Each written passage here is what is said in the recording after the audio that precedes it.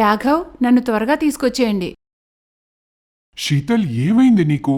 మీ అన్నయ్య నిన్ను ఎంతలా రమ్మని పిలుస్తున్నాడు? నువ్వు పుట్టింటికి వెళ్తున్నావు కదా, కొద్ది రోజులు ఉండేసిరా. ఎందుకు వాళ్ళని అంత దూరం పెడతావు? మీకైతే ఎంతసేపు స్వతంత్రంగా ఉండాలనే ఉంటుంది. ఎవ్వరి ఫీలింగ్స్ని పట్టించుకోరు. 2-3 రోజుల్లో నన్ను తీసుకెళ్ళడానికి రండి. సరే శీతల్, సరే. అలా అని రాఘవ్ శీతల్ మరియు యష్ని ట్రైన్లో పంపిస్తాడు. కొంతసేపటికి యష్ పడుకుంటాడు. శీతల్కి కూడా కళ్ళు మూతలు పడతాయి. మరుసటి రోజు ఉదయం శీతల్ ఫోన్ మోగుతుంది. శీతల్, కాసేపట్లో ట్రైన్ స్టేషన్కి చేరుకుంటుంది. నేను పంకజ్కి ఫోన్ చేస్తాను, తను స్టేషన్కి వచ్చి తీసుకెళ్తాడులే. వద్దొద్దు, అవసరం లేదు. నేను ఆటోలో వెళ్ళిపోతాను అని చెప్పి శీతల్ ఫోన్ కట్ చేస్తుంది. ఇక తన మనసులో ఎన్నో ఆలోచనలు మొదలవుతూ ఉంటాయి. తనకి పుట్టింట్లోని పాత రోజులు గుర్తుకొస్తాయి. పంకజ్ బాబూ, వెళ్ళు. శీతల్ స్టేషన్కి వచ్చేసుంటుంది. వెళ్ళి తనని తీసుకురా. సామాన్లు పిల్లోడితో రావడానికి ఇబ్బంది అవుతుందిరా. అమ్మా, తనేం ఫస్ట్ టైం రావట్లేదు. పైగా సిటీ మొత్తం తెలుసు తనకి. ఈ సాగరపురానికి డాన్లా ఉండేదమ్మా. తనంతట తనే వచ్చేస్తుందిలే. చూడు, నేను బ్రతికున్నంతవరకు నా మాట కాదనుకు. నేను పోయాక నువ్వు ఎలా చూసుకుంటావో నీ ఇష్టం. ఆ విషయాలు గుర్తు చేసుకుని శీతల్ మొహంపై చిన్న చిరునవ్వు వస్తుంది. కానీ వెంటనే తను బాధపడుతుంది. శీతల్ తల్లి చనిపోయి 1 సంవత్సరం అవుతుంది. తల్లి బ్రతికున్నప్పుడు తను ఏదో ఒక వంకతో శీతల్ని ఇంటికి పిలుచుకునేది. ఇక శీతల్ కూడా అది తన తల్లి ఇల్లే అని పూర్తి హక్కుతో వెళ్లేది. కానీ తల్లి చనిపోయాక శీతల్కి తన పుట్టింటితో ఆ బంధం లేకుండా పోయింది. 1 సంవత్సరంలోనే చాలా మారిపోతుంది. ఇప్పుడు తనకి తన పుట్టింట్లో ముందులాగా స్వతంత్రత ఉండదు. అమ్మ ఉండి ఉంటే ఇప్పటికీ 10 సార్లైనా కాల్ చేసేది. కానీ అన్నయ్య ఒక్కసారి కూడా కాల్ చేయలేదు. కాసేపటికి ట్రైన్ స్టేషన్లో ఆగుతుంది. శీతల్ ఆటో తీసుకుని తన పుట్టింటికి వెళ్తుంది. వదినా, వచ్చేసారా? రండి రండి, మీకోసమే వెయిట్ చేస్తున్నాం. ఎలా ఉన్నావు చెల్లి? నా అల్లరి అల్లుడు ఎలా ఉన్నాడు? ఇదిగో యష్, చాక్లెట్ తీసుకోనానా? థ్యాంక్ యూ మామా. వదినా, మీ సామాన్లన్నీ గెస్ట్ రూమ్లో పెట్టుకోండి. మీ బెడ్ కూడా అక్కడే వేశాను. అయ్యో పర్లేదు వదినా, నేను అమ్మ రూంలోనే పడుకుంటాను. కానీ మేమిప్పుడు దాన్ని స్టోర్ రూమ్ చేశాము. ఎందుకంటే ఇంట్లో ఎక్స్ట్రా సామాన్లు పెట్టేందుకు ప్లేస్ లేదు.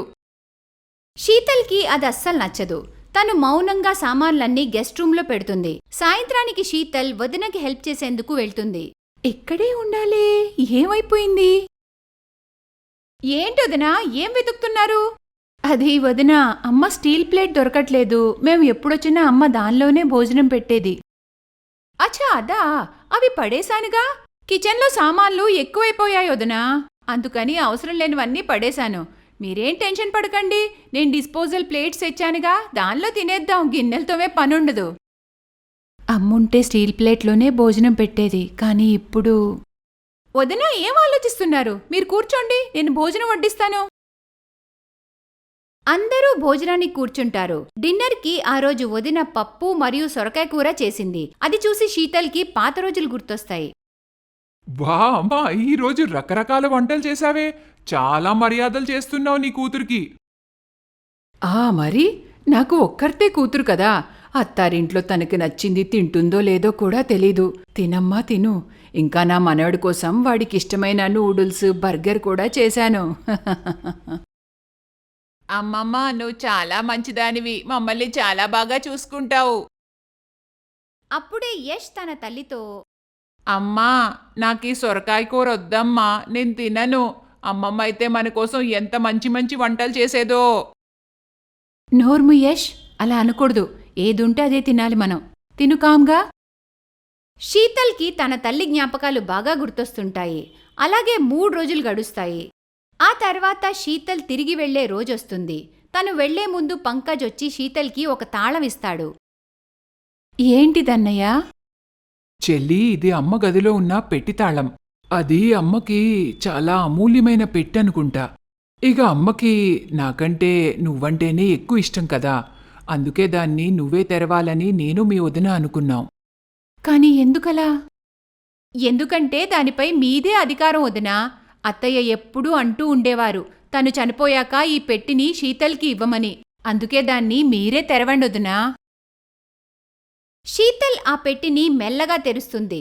దానిలో పైన శీతల్ యొక్క తండ్రికి ఇష్టమైన ఖాదీ కుర్తా పైజామా పెట్టి ఉంటాయి. గాయత్రి, వీటిని జాగ్రత్తగా పెట్టు. నేను దాన్ని పంకజ్ బర్త్డే రోజు వేసుకుంటాను.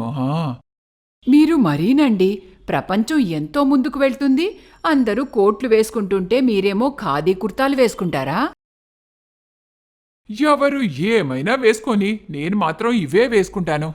కానీ పంకజ్ బర్త్డే రోజు అతని తండ్రి ఒక యాక్సిడెంట్కి గురయ్యి ఆయన అన్నీ వదిలేసి వెళ్ళిపోతాడు. ఆ రోజు నుంచి ఆ కుర్తా అమ్మకి చాలా అమూల్యంగా మారింది. దాని కింద చూస్తే వాళ్ళ అన్నయ్య అన్నప్రాసన రోజు వేసుకున్న బట్టలుంటాయి. ఇంకా లోపల చూస్తే ఆ పెట్టెలో ఒక బొమ్మ కూడా ఉంటుంది. అది శీతల్ బొమ్మ. ఇలాంటి జ్ఞాపకాలు ఆ పెట్టెలో చాలా ఉంటాయి. అవి అమ్మకి చాలా అమూల్యమైనవి. అవన్నీ చూసి శీతల్ కళ్ళల్లో నీళ్లు తిరుగుతాయి. అప్పుడు తను, వదినా, నేను ఈ పెట్టెని ఆ దీని విలువ నీకంటే ఎక్కువగా ఎవ్వరికీ అర్థం కాదు. నువ్వు హాయిగా తీసుకెళ్ళు. చెల్లి, వస్తూ ఉండు. నువ్వు వస్తే ఇంటికి అమ్మొచ్చినట్టుగానే ఉంది. మమ్మల్ని ఎప్పుడూ పరాయి వాళ్లలా చూడకు. ఈ ఇంట్లో నీ విలువ నీకు ఎప్పుడూ ఉంటుందమ్మా. ఆ మాటలు విని శీతల్ అన్నయ్యని హత్తుకుంటుంది. ఇద్దరూ ఏడుస్తారు. గోడపై ఉన్న అమ్మ ఫోటోను చూస్తూ ఇలా అంటుంది, వెళ్ళొస్తానమ్మా. నువ్వు లేని పుట్టిల్లు ఎలా ఉంటుందో నేను ఈరోజు తెలుసుకున్నాను. నువ్వు కేవలం మాకు కంటికి దూరమయ్యావు, కానీ నువ్వు మా మధ్యలోనే ఉన్నావమ్మా. నువ్వు ఎప్పుడూ మాతోనే, మా మనసులోనే ఉంటావమ్మా.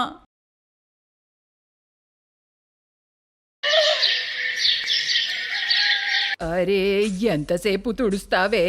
ఉక్కపోతతో నేను చచ్చేలా ఉన్నాను. ఇదేమో ఫ్యాన్ ఆపేసింది. త్వరగా చెయ్యవే. అయిపోయింది అత్తయ్య, ఈ చెత్త ఒక్కటే ఎత్తేస్తా. ఫ్యాన్ వేస్తే ఇదంతా ఎగిరిపోతుందని. అబ్బో, నాకే నేర్పుతున్నావే. త్వరగా పనిచేయి. ఆ ఫ్యాన్ తగలబెట్టు నా మొహాన. అబ్బా, ఎంత వేడిగా ఉందో దేవుడా. ఇల్లంతా తుడిచేశాను అత్తయ్య. మీ కాళ్ళు ఒత్తనా? కాస్త ఒత్తవే. కానీ ఈ పని వంకతో వంట చేయడం మానేసావా ఏంటి? టైంకి వంటంతా అయిపోవాలి, అర్థమైందా? సరే అత్తయ్య. అత్తగారి నుండి ఇలాంటి మాటలు పడ్డం చంద్రికకి అలవాటే. చంద్రిక పెళ్లి రాకేష్తో జరుగుతుంది. రాకేష్ విమలమ్మ పెద్ద కొడుకు. విమలమ్మ చిన్న కూతురు రజని. రజని పెళ్లి రాకేష్ కంటే ముందే అవుతుంది. రాకేష్ ఒక ఫ్యాక్టరీలో క్లర్క్గా చేస్తూ ఉంటాడు. విమలమ్మకి తన కూతురు రజని అంటే చాలా ఇష్టం. కానీ తన కోడలు చాందినీని అస్సలు ఇష్టపడదు. ఎందుకంటే చాందిని ధనవంతుల బిడ్డ కాదు కాబట్టి. చాందిని ఇంటి పని అంతా ఎంత చక్కగా చేసినా విమలమ్మ తన ప్రతి పనిని వంకపెట్టేది. ఒకరోజు సాయంత్రం విమలమ్మ బయటికి వెళ్ళేటప్పుడు తన స్నేహితురాలు మధ్యలో కలుస్తుంది. ఓ విమలా, ఎలా ఉన్నావే? చాలా రోజులైంది చూసి. ఏం చెప్పమంటావే, ముసలైపోయానుగా. ఎందుకే నవ్వుతున్నావు? నేనేమైనా జోక్ చేసేనా ఏంటి? నీ మాటలకే నవ్వుతున్నానే. 65 ఏళ్ళు వచ్చేసాయిగా. ముసల్తనం వచ్చేసినట్టే, ఇంకెందుకు బాధపడుతున్నావు? నీ కూడా జోక్ అయిపోయానే. అయినా నీకో మాట చెప్పనా? నాకేమీ 65 ఏళ్ళు కాదు, నాకు 64 ఏళ్లే. అమ్మో, నీతో ఎవ్వరూ గెలవలేరే బాబు. సరేలే, వదిలే. చాందిని ఎలా ఉంది? బాగానే ఉందిగా. ఎలా ఉంటుంది? వత్త పని దొంగ. పని నుండి ఎప్పుడు తప్పించుకుందామా అని చూస్తుంది. ఒకటి చెప్పి ఒకటి చేస్తుందే. వాళ్ళ అమ్మా నాన్న ఏవీ నేర్పలేదు. కానీ మీ ఇల్లు చాలా శుభ్రంగా ఉంటుందిగా. వీధిలో అందరూ మెచ్చుకుంటారు కదే. ఓ అదా, అదంతా నా వల్ల. నేను లేకపోతే నా కొడుకు ఏమైపోతాడో. ఆ ఇల్లంతా సర్వనాశనం అయిపోతుంది. అరే, నువ్వు అనవసరంగా కంగారు పడుతున్నావే. విమలా, చాందిని చాలా మంచి పిల్ల. ఒక మంచి భార్య, మంచి కోడలుగా ఉన్న లక్షణాలన్నీ ఉన్నాయి. సరేలే, దూరపు కొండలను ఉన్నగానే కనిపిస్తాయి. నీకేం తెలుసు దాని సంగతి? ఏమైంది? అదేమేం చేసిందా? అది నెంబర్ 1 కిలాడియే. దాని కళ్ళెప్పుడు నా పెన్షను, నా నగల మీదే ఉంటాయనిపిస్తుంది. కానీ నీ తర్వాత నీ వస్తువులన్నీ నీ కొడుకు కోడలివే కదానే. అస్సలు కాదు. దానికి నావేవి ఇవ్వడానికి అదేం తెచ్చిందని ఇక్కడికి? నేను ముందే ఆలోచించుకున్నానులే. నా డబ్బు బంగారం నా కూతురికే చెందాలని. చాందిని అత్తగారికి ఎన్ని సేవలు చేసినా అత్తగారి మనసులో కోడలి మీద ఉన్న చెడు ఆలోచనలు దూరం చేయడం చాలా కష్టం. ఒకరోజు, అమ్మా, ఎక్కడున్నావు? అరే రజనీ, రా నా బంగారు తల్లి. ఏంటి ఇలా చిక్కిపోయావమ్మా? అత్తగారింట్లో తినట్లేదా? ఏం చెప్పమంటావే అమ్మా, అత్తగారింట్లో పుట్టింట్లో ఉండదుగా. నా సంగతి వదిలి. నువ్వెలా ఉన్నావమ్మా? నడుస్తుందిలే, ఇంకెలా ఉంటాను. ఎందుకు? ఏమైందమ్మా? వదినేమైనా అన్నదా? దాని సంగతి ఎందుకు లేవే. ఎందుకమ్మా? నా తల్లిని సరిగ్గా చూసుకోకపోతే ఊరుకుంటానా ఏంటి? ఏం చేసిందో ఉన్నది ఉన్నట్టు చెప్పు. రజనీ ఇంటికి రాగానే చాందినిని తిట్టుకోవడం మొదలు పెడతారు. అప్పుడే రజనీ మాటలు విని చాందిని వంటింట్లోంచి బయటికొచ్చి, వదినా ఎలా ఉన్నారు? బానే ఉన్నాను. అన్నయ్య రాలేదా? రాలేదు, ఆయన చాలా బిజీగా ఉన్నారు. అమ్మా, ఆయనకేదో పనుందని 2 రోజుల కోసం బయటికెళ్లారు. ఏదో ఇంపార్టెంట్ మీటింగ్ ఉందట. ఈ 2 రోజులు ఇక్కడే ఉందామని నీ దగ్గరికి వచ్చేసానమ్మా. మంచి పని చేశావు తల్లి. అయినా నిన్ను చూసి ఎన్ని రోజులైందో. నువ్వు ఎప్పుడైనా రావచ్చు తల్లి. సరే అమ్మా, నా కోసం ఏం చేస్తావు? చెప్పండి వదినా. ఏం చేయమంటారు? చిటికలో చేసేస్తా. నాకు మసాలా పన్నీర్, పులావ్ తినాలనుంది. సరే అయితే. అత్తయ్య, నేను మార్కెట్కి వెళ్ళి అన్నీ తీసుకొస్తాను. సరేలే, కానీ త్వరగా రా. ఆ తర్వాత చాందిని సామాన్లు తీసుకురావడానికి మార్కెట్కి వెళ్తుంది. తను వెళ్ళగానే వాళ్ళిద్దరూ మళ్ళీ తిట్టుకోవడం స్టార్ట్ చేస్తారు. రజనీ తల్లి కంటే 2 ఆకులు ఎక్కువలోనే ఉంటుంది. ఎప్పుడొచ్చినా చాందిని మీద విషం బాగా నింపుతూ ఉంటుంది. నీకు గుర్తుందా అమ్మా నా ఫ్రెండ్ ప్రియా? ప్రియా కదా, గుర్తుందమ్మా. కిందటి నెలలో తను పెళ్ళయిందమ్మా. వాళ్ళ నాన్న కట్నం కింద కారిచ్చాడు. అవునా? వాళ్ళ నాన్న ఒక రైతు కదా. చూడమ్మా, ఇవ్వడానికి మనసుండాలి. మనసుంటే అప్పైనా తీసుకొచ్చి కూతురు కోసం అన్నీ ఇవ్వచ్చు. అందరూ నీ కొడుకులా పిసినార్లా ఉంటారా ఏంటి? అలానే నాలాగా మంచివాళ్లా ఉంటారా అమ్మా? రజనీ తన మనసులో ఉన్నదంతా కక్కేస్తుంది. కార్ అన్న మాట వినగానే విమలమ్మకి ఇంకా కోపం వచ్చేస్తుంది. చాందిని చాలా ప్రేమగా తన వదిన కోసం అన్నీ వండింది. కానీ వాళ్ళు బాగా తిని బాగుందని ఒక్క మాటైనా అనరు.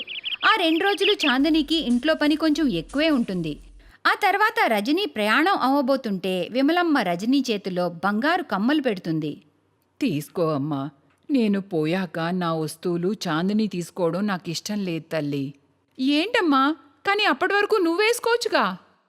ఈ వయసులో ఏం వేసుకుంటానులేవే. నువ్వేసుకోనా బంగారు తల్లి. విను, అప్పుడప్పుడు వస్తూ ఉండమ్మా. మెల్లమెల్లగా నా నగలు, డబ్బులు అన్నీ నీకిచ్చేస్తాను. సరే అమ్మా, నీకెప్పుడు నన్ను చూడాలనుంటే అప్పుడు చెప్పు. ఫోన్ చేయి చాలు. ఆ తర్వాత రజనీ అక్కడి నుండి వెళ్ళిపోతుంది. కానీ వాళ్ళ మాటలన్నీ కిచెన్లోంచి చాందిని వింటుంది. తన కళ్ళల్లో నీళ్లు నిండుకుంటాయి. తను మంచి కోడలవ్వాలని చాలా ప్రయత్నం చేస్తుంది. కానీ విమలమ్మని సంతోషపెట్టడం తన వల్ల కాదు. దానికి తోడు రజనీ వచ్చి మరికొంచెం పాడు చేసిపోయేది. అలానే చాలా నెలలు గడిచిపోతాయి. ఒకరోజు విమలమ్మ మేడ మీదకి వెళ్తుంది. ఆమె కిందికి దిగుతుండగా అనుకోకుండా కాలు జారి మెట్ల మీద నుంచి కిందికి పడిపోతుంది. జారి పడగానే విమలమ్మ తలకి పెద్ద దెబ్బ తగిలి నెత్తురు కారుతూ ఉంటుంది. విమలమ్మని అలా చూసి చాందిని చాలా భయపడిపోతుంది. తను వెంటనే రాకేష్కి ఫోన్ చేస్తుంది. కానీ అప్పుడు రాకేష్ ఫోన్ స్విచ్ ఆఫ్ వస్తుంది. అప్పుడు చాందిని ధైర్యం తెచ్చుకొని అత్తగారిని కూర్చోబెట్టి తన తలకి కట్టుకట్టి ఆ తర్వాత ఒక ఆటోని పిలిచి అత్తగారిని హాస్పిటల్కి తీసుకెళ్తుంది. కోడలా, నీ దగ్గర డాక్టర్కి ఇవ్వడానికి డబ్బులు లేవు కదే. రాకేష్కి తొందరగా ఫోన్ చేయి. త్వరగా రమ్మను. అత్తయ్య, ఆయన ఫోన్ స్విచ్ ఆఫ్ వస్తుంది. ఆయన ఊళ్ళో లేరత్తయ్య. ఆఫీస్ పని మీద బయటికి వెళ్ళారు. అయితే నా కూతురికి ఫోన్ చేయవే అర్జెంటుగా. ఆటోలో కూర్చుని చాందిని రజనీకి ఫోన్ చేస్తుంది. విషయం మొత్తం చెప్పాక, ఏంటి వదినా? హలో హలో, నాకు సరిగ్గా వినిపించట్లేదు. ఓఫో, ఏం వినిపించట్లేదు. రజనీ అలా అని ఫోన్ కట్ చేసేస్తుంది. చాందిని ఫోన్ లౌడ్ స్పీకర్లో ఉంటుంది. కానీ రజనీ వాయిస్ అత్తాకోడళ్ళకి బానే వినిపిస్తుంది. వాళ్ళకి అర్థమైపోతుంది రజనీ కావాలనే అలా చెప్పిందని. విమలాకి ఏం చేయాలో అర్థం కాలేదు. కానీ చాందిని ధైర్యం కోల్పోలేదు. వాళ్ళు హాస్పిటల్కి చేరుకున్నాక డాక్టర్ గారు విమలాకి వెంటనే ఆపరేషన్ చేయాలి అంటాడు. దానికోసం హాస్పిటల్లో వెంటనే 2 లక్షల రూపాయలు కట్టాలని చెప్తారు. విమలమ్మ చెప్పడంతో చాందిని రజనీకి మళ్ళీ ఫోన్ చేస్తుంది. కానీ ఇప్పుడు రజనీ ఫోన్ కంప్లీట్గా స్విచ్ ఆఫ్ వస్తుంది. మీ అత్తగారికి ఇప్పుడు బాగానే ఉంది. టైంకి తీసుకొచ్చి మీరు చాలా మంచి పని చేశారు. త్వరలోనే ఆమెకు అంతా నయమైపోతుంది. జాగ్రత్తగా చూసుకోండి. డాక్టర్ గారు, నా కొడుకు రేపటి వరకు వచ్చేస్తాడు. మీ డబ్బులన్నీ కట్టేస్తాం. కానీ హాస్పిటల్ బిల్ కట్టేశారుగా. మీరు ఎక్కువగా స్ట్రెస్ తీసుకోకండి. హాయిగా రెస్ట్ తీసుకోండి, ఓకేనా? మీ కోడలు మిమ్మల్ని బాగా చూసుకుంటుంది. త్వరలోనే మీరు కోలుకుంటారు, సరేనా అమ్మా? విమలమ్మకి అర్థం కాలేదు చాందిని దగ్గర అన్ని డబ్బులు ఎలా వచ్చాయని. అప్పుడే తన దృష్టి చాందిని బోసి మెడ మరియు బోసి చేతుల మీద పడతాయి. కోడలి మెడలో మంగళసూత్రం ఉండదు మరియు తన పుట్టింటి వాళ్ళిచ్చిన బంగారు గాజులు కూడా ఉండవు. విమలమ్మకి మొత్తం అర్థమవుతుంది. తను చేసిన దానికి మనసులో చాలా బాధపడుతుంది. Thanks for watching.